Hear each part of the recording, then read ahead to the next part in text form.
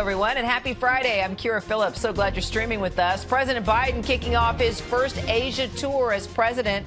Why the stakes could not be higher, especially when it comes to North Korea. Also ahead, children ages 5 to 11 now receiving their first booster shots as COVID cases surge across the country. Operation Fly Formula ramping up, completing its first critical mission, hoping to ease our country's dire baby formula shortage.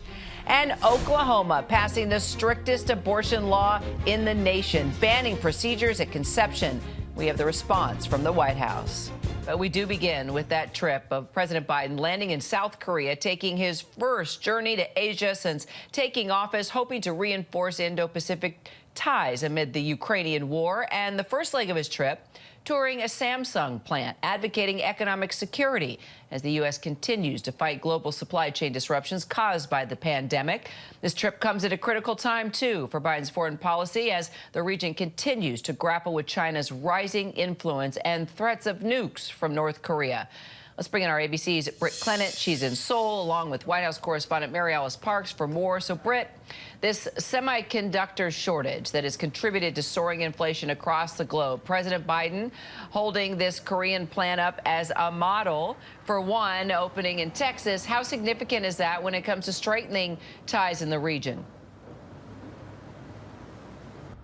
Well, that factory will be replicated in Texas as part of Biden's push for homegrown manufacturing, showing how the U.S. and South Korea are committed to combating resilience of supply chains. Now, Biden said this is critical so that the U.S. economy and national security are not dependent on countries that, as he said, don't share the same values. Now, Biden is here to rally friends and allies of the U.S. like Seoul, who historically they have very strong ties that have only grown stronger, especially with the looming threat of North Korea. Now, it's important to keep in mind that although Russia's invasion of Ukraine has dominated much of Biden's attention lately, this trip, his first to Asia as president, is part of Biden's aim to refocus attention right here. So, Mary Alice, President Biden clearly hoping to lay the groundwork here for a new trade partnership as we talk about all the issues impacting us, the Indo-Pacific Economic Framework, or IPEF. What's his message on that, and what impact could that have? Yeah, Kira, this is starting to be pitched as basically an alternative to the Trans-Pacific Trade Partnership that the U.S. dropped out of in 2017 under former President Trump.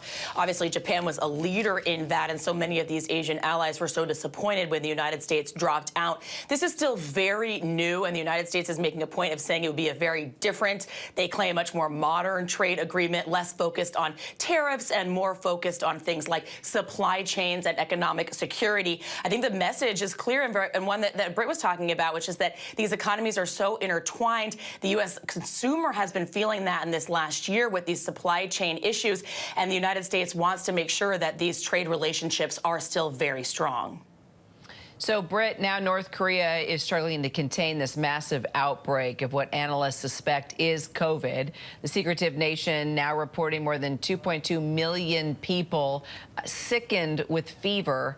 How could this come into play during Biden's meetings and journey here? Well, you know, Kara, when it comes to North Korea, there's almost always a degree of guessing. Some analysts say that the very fact that the North is reporting these cases, even if they are likely under-reporting these cases, means the situation is really bad. It could also be a sign that it does need help. We know Seoul reached out with assistance but got no response, and it is very unlikely Pyongyang would ever accept help from the South because that would be seen to be humiliating. But South Korea's main news agency, Yonhap, it cited sources saying cargo planes were sent into the country from China, of course, its strongest and closest ally. So if the North were to go ahead with a nuclear test, it would be a case of this and COVID happening at the same time. Kim Jong-un is so determined in his nuclear goals, the pandemic is unlikely to get in the way, at least for now, at least. All right, and finally, Mary Alice, after South Korea, President Biden will travel to Japan. We've talked about that. He's going to meet with other leaders of the Quad nations, Australia, India, Japan, as we mentioned. What's at stake in these meetings? Yeah, a lot of security concerns. Obviously, China looming large. The Australians have been really focused and frustrated with a growing sort of Chinese expansion and military operations nearby. One interesting thing, obviously, as Brits been tracking really closely, Australians are set to vote tomorrow, so it'll be really interesting to see who exactly is included in this meeting. Kira. All right, Britt, Mary Alice, thank you so much. We will follow all the details from the trip. The latest now on the war in Ukraine, the Senate passing that $40 billion package in new aid for the fight against Russia. Our senior foreign correspondent Ian Pannell is in Kharkiv now with the latest. The U.S. doubling down on military aid to Ukraine. The Senate passing a massive $40 billion package allowing more U.S. weapons and supplies to help Ukraine's war with Russia. Russia escalating its devastating attacks in the Donbass region in the east. Severodonetsk has been relentlessly bombed for days. The governor of the region releasing this video. The attacks there leaving at least 12 dead and over 40 injured. President Zelensky saying the region's being destroyed. Calling it hell there. And in Kyiv, the first war crimes trial of a Russian soldier who admits shooting and killing a 62-year-old civilian.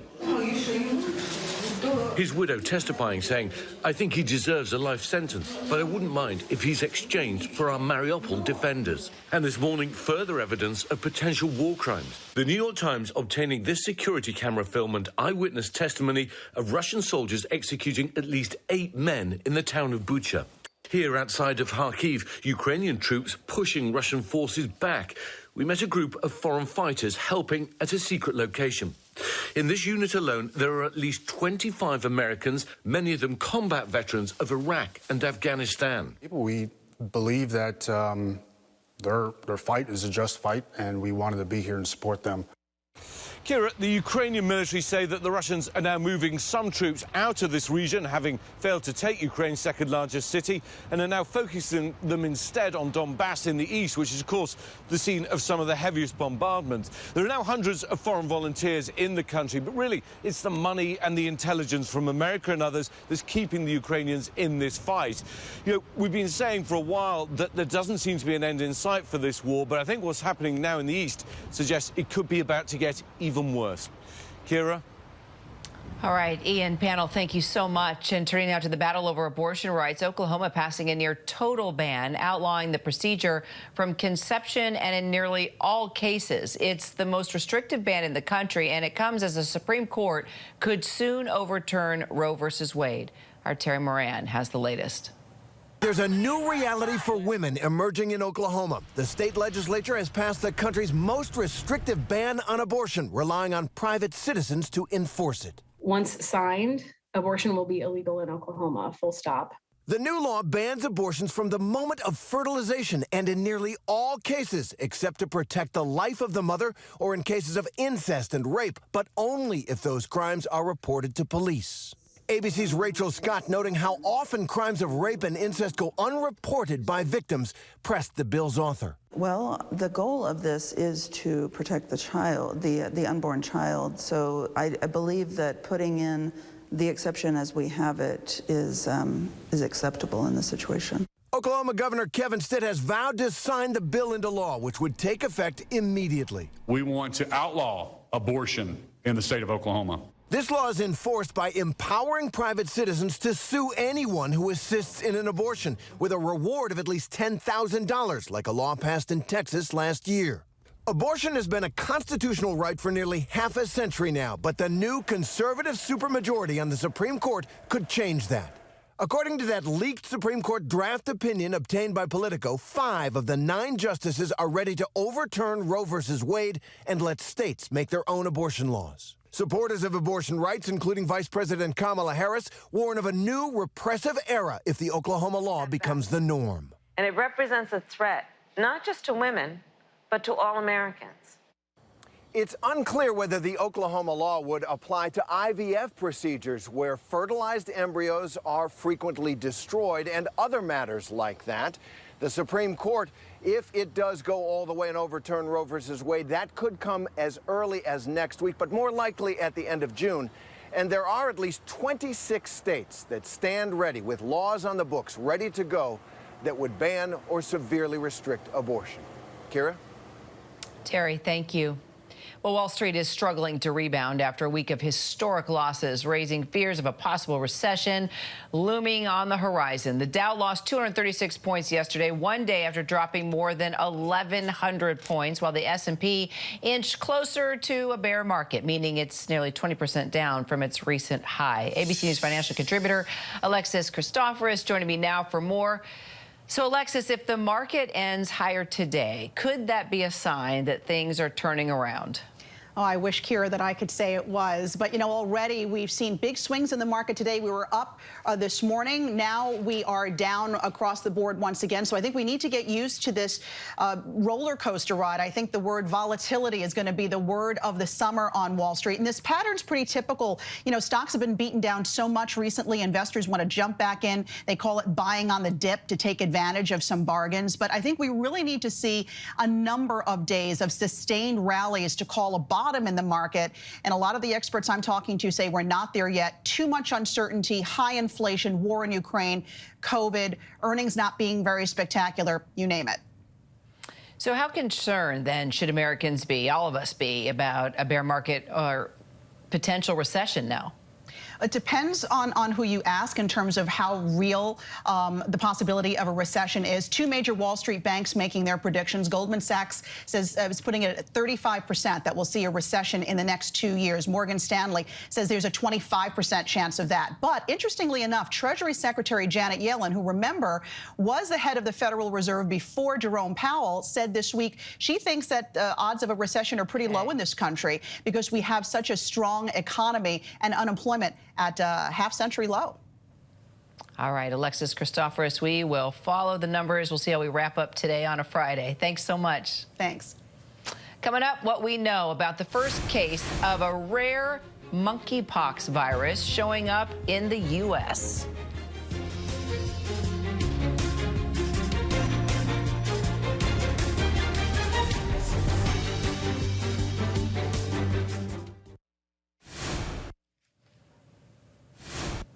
Welcome back on this Friday. Well, children ages 5 through 11 are already rolling up their sleeves to get the COVID-19 booster shot. The CDC giving the green light to Pfizer yesterday, saying its boosters are safe and will help restore protection as cases rise across the country. Whit Johnson has the latest for us. The CDC director signing off on boosters for kids 5 to 11, at least 5 months after their initial shots. I'm pretty excited for it.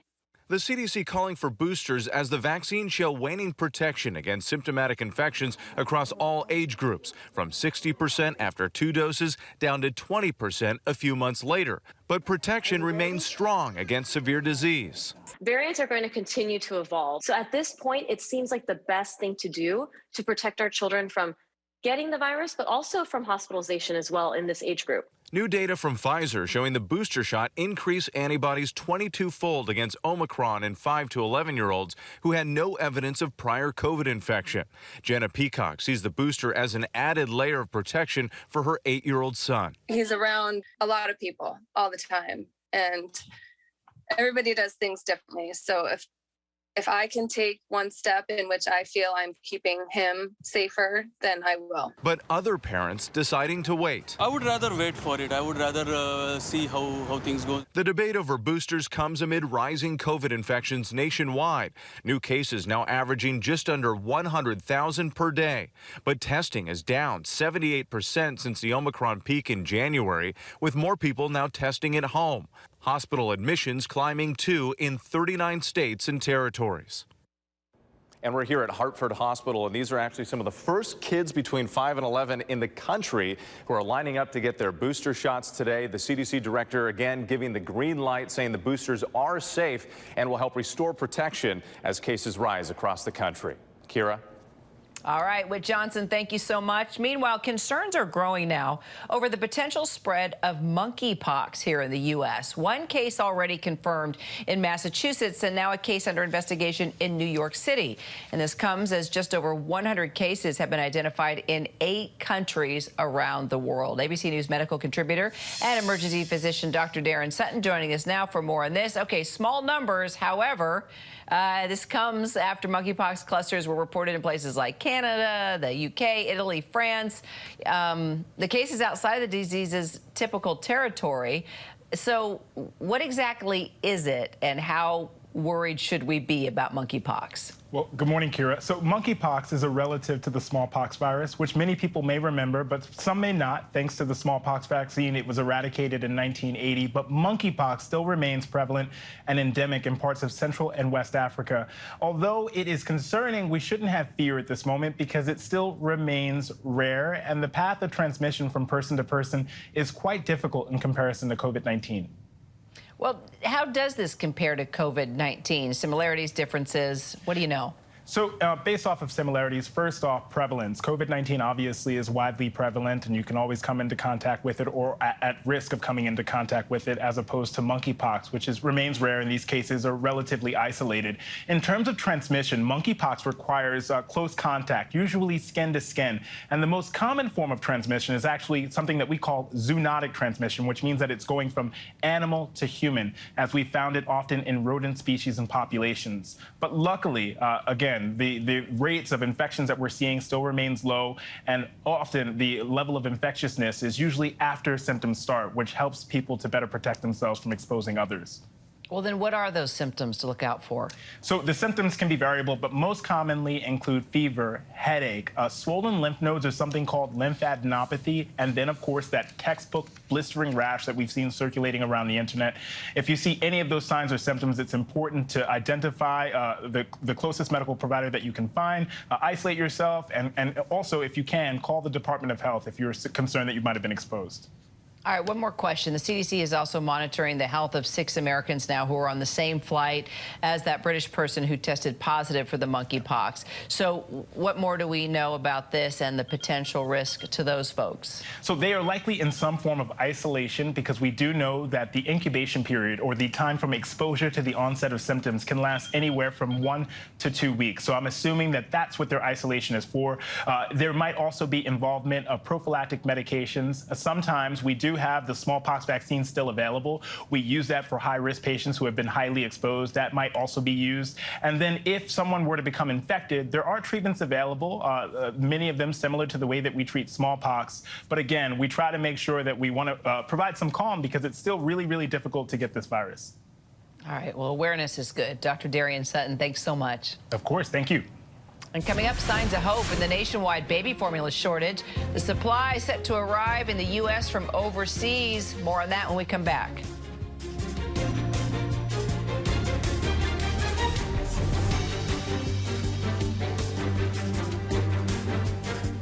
Safer now than we were 20 years ago?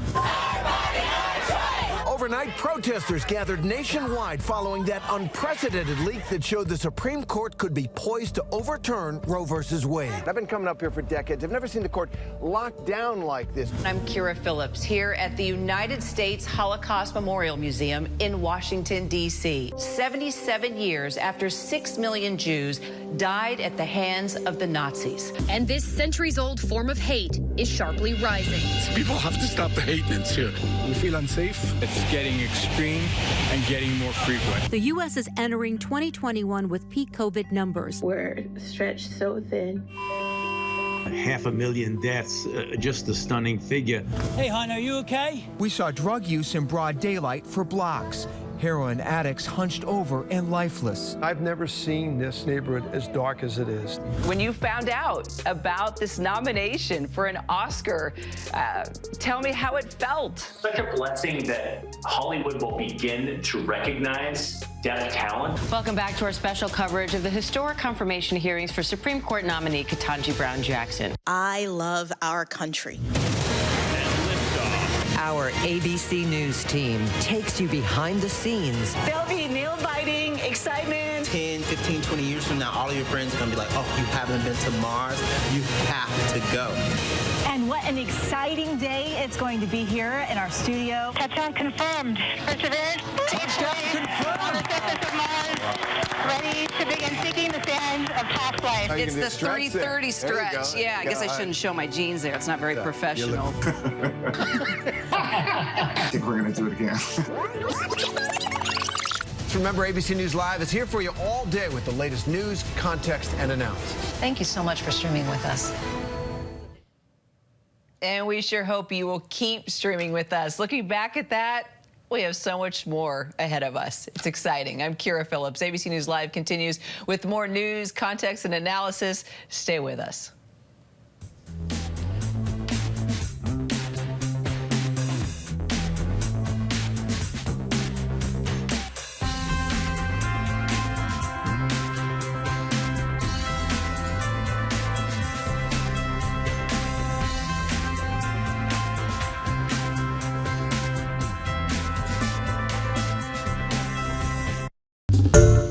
Hi everyone, George Stephanopoulos here. Thanks for checking out the ABC News YouTube channel. If you'd like to get more videos, show highlights, and watch live event coverage, click on the right over here to subscribe to our channel, and don't forget to download the ABC News app for breaking news alerts. Thanks for watching.